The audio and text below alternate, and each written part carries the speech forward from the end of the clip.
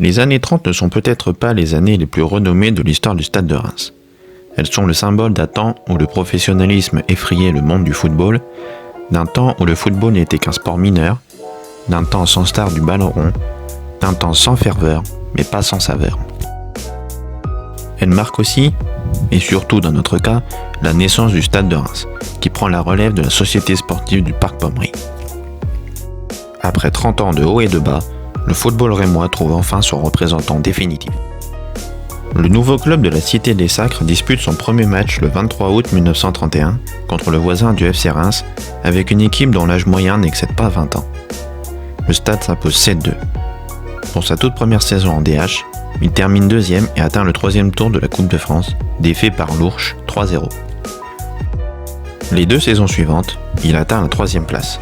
En 1933-1934, le Stade de Reims fait surtout parler de lui pour ses 2 énormes revers concédés à Vireux, la terreur du championnat et champion en titre 6-2, et à Forbach en coupe 8-0.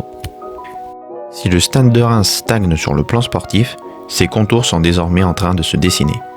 En août 1933, la construction du stade Auguste Delaune est lancée.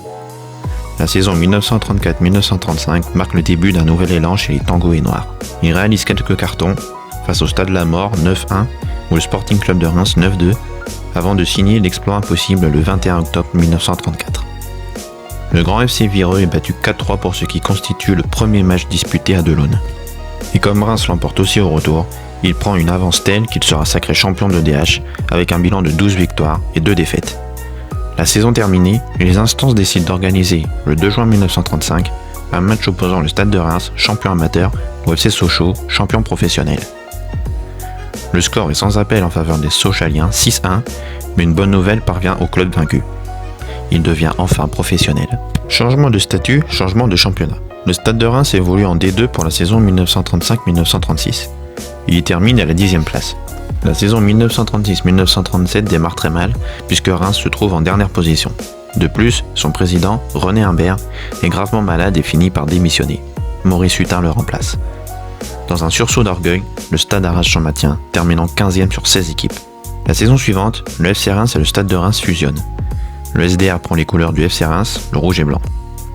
Dans ses valises, le FCR ramène également un joueur qui va compter dans les années à venir, et bien plus encore, Albert Batteux. Cette saison-là, le Stade se hisse en tête de la D2, mais ne parvient pas à s'y maintenir.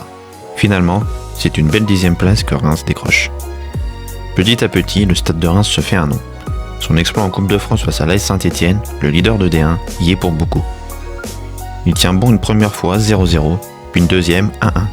Lors de la 3e confrontation, il fait mieux puisqu'il s'impose 1-0, but de Perpère, et accède au tour suivant. Il sera malheureusement écrasé par 7-5-0 en quart de finale et obtient une belle 6e place en championnat. Pendant ce temps, la section amateur du Stade termine championne de France. C'est sur cette honorable saison que la page des années 30 se tourne pour le Stade. Le Stade de Reims y a écrit quelques beaux chapitres, ses premières grandes lignes, mais son histoire ne fait que commencer. Les années 40 vont le prouver.